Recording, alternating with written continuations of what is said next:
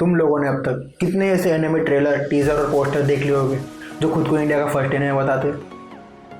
गिनती भी नहीं है इतने, मैंने खुद ने देखे। क्योंकि हर 5-6 महीने में एक एनिमे ट्रेलर, टीजर या कुछ भी आ जाता है जो इंडिया का फर्स्ट एनिमे बताते हैं खुद को। और ये स्टार्टिंग में मुझे ये बहुत अच्छा लगता था कि कोई इंडिया का फर्स्ट एनिमे बना रहा है, पर जैसे जैसे ये बढ़ते जा रहा था ना, तो मैं समझ गया कि ये लोग बस हिंदी लगाने का काम कर रहे हैं हमको, और कुछ भी नहीं। कुछ प्रोजेक्ट तो थे जो बनाना चाहते थे इंडिया का एनिमे, पर वो किसी कारण बन नहीं पाए। पर जो ये फेक है ना, जो खुद को फर्स्ट एनिमे बताते, उन्होंने हद कर दी है, हद।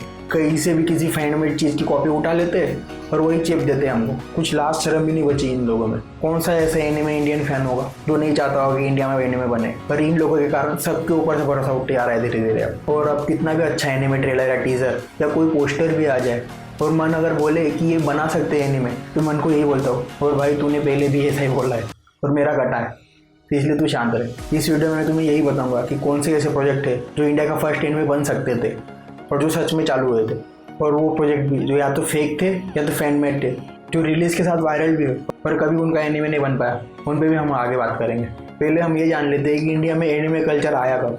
जब 90s में कार्टून नेटवर्क और भी दूसरे चैनल थे जो एनिमे लेके आए थे इंडिया में, जैसे ड्रैगन बॉल, नारुतो और भी दूसरे भी एनिमे। उनको देखकर इंडियन क्रिएटर्स ने भी सोचा था कि वो इंडिया में एनिमे बनाएंगे, और उनके सामने सबसे बड़ी प्रॉब्लम थी कि फंडिंग मिलेगी उन्हें इन प्रोजेक्ट्स के लिए, और ऑडियंस भी एक्सेप्ट करेगी उनके प्रोजेक्ट्स को। क्योंकि उस टाइम पे लोगों को लगता था कि एनिमे कार्टून है और बच्चों के लिए सिर्फ। इसी सोच के कारण तो हम पीछे आ जाए एनिमे इंडस्ट्री में। उस टाइम पे थोड़ा बहुत भी सपोर्ट मिल जाता ना एनिमे को, तो आज इंडिया में भी अच्छे खासे एनिमे बनते। फिर उसके बाद 2016 और 20 के बीच एक प्रोजेक्ट आया जो इंडिया का माइलस्टोन बन गया। मैं बात कर रहा हूँ कर्म चक्रा की। और इस एनिमे को दुर्गा स्टूडियो ने बनाया था, जिसके डायरेक्टर राजऋषि बसु, पर उन्होंने डायरेक्ट किया था इस एनिमे को। और 2020 में इसका एक एपिसोड भी रिलीज किया था यूट्यूब पे 30 मिनट का। और दुर्गा स्टूडियो इसको फर्स्ट इंडिपेंडेंट एनिमे बताते थे इंडिया का। और इसका एनिमेशन भी उन्होंने फुल जैपनीज स्टाइल में किया था, और इसकी एनिमेशन क्वालिटी और स्टाइल भी जैपनीज एनिमे स्टाइल की थी, जो पहली बार किसी इंडियन स्टूडियो ने करके दिखाया था। पर इनके सामने एक प्रॉब्लम खड़ी हो गई।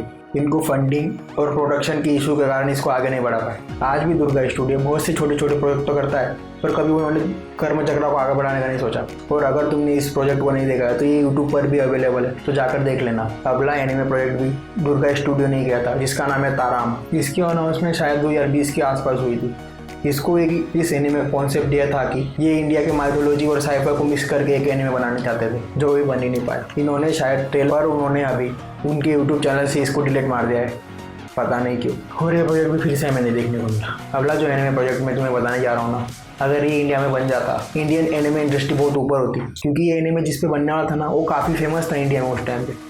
मैं बात कर रहा हूँ शक्तिमान की। तुम लोगों को तो पता ही है कि शक्तिमान उस टाइम पे कितना फेमस था। और अगर शक्तिमान पे एनिमे बनता तो बच्चों के साथ साथ बड़े भी इसको देखते, क्योंकि शक्तिमान को सभी देखते थे उस टाइम पे। इसकी अनाउंसमेंट अर्ली 2000 में होती, और अगर ये प्रोजेक्ट बनता तो सच में इंडिया का फर्स्ट एनिमे बन जाता। और इसके शायद पोस्टर और कॉन्सेप्ट आर्ट भी रिलीज हुए थे। इन लोगों ने इसको अनाउंस तो कर दिया था, पर कभी इन्होंने इस पर काम ही नहीं शुरू किया।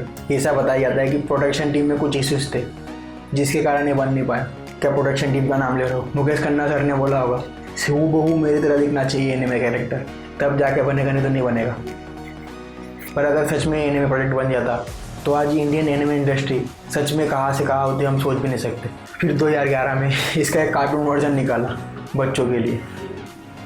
क्या बोले आगे। अब बात कर लेते हैं आखिरी प्रोजेक्ट के ऊपर, जिसका नाम भी लेना भी नहीं जाता, वरना क्या पता साला मेरा ऊपर भी केस हो जाए। इसको तो खुद उसके मेन वॉइस एक्टर ने रोस्ट कर दिया, तो हमारी क्या औकात है। और तुम समझ रहे हो ना मैं किसकी बात कर रहा हूँ?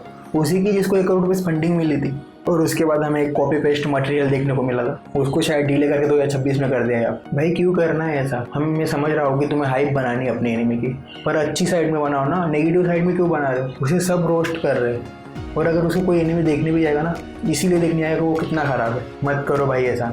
अच्छे क्रिएटर्स पे भरोसा उठते जा रहा है अब धीरे धीरे। और अब बात कर रहे थे फेक और फैन मेड एनिमे ट्रेलर्स की या अनाउंसमेंट की, जो कितने हैं मुझे समझ भी नहीं आ रहा, उनका नाम रख लेते, मैं भूल गया, पढ़ के सुनाना पड़ेगा। जिसमें से फर्स्ट एनिमे ट्रेलर तो दो, एक नाम में भी कुछ, महाभारत एनिमे ट्रेलर शायद फैन मेड है, रामायण और हनुमान का एनिमे ट्रेलर, प्रोजेक्ट जेनो ये किसने बनाया था, मोकासा एनिमे, अगला है काली एनिमे। ये सब एक तो फेक है या तो फैन मेड है। और अब बात करते हैं कि इंडिया में एनिमे बनते क्यों नहीं।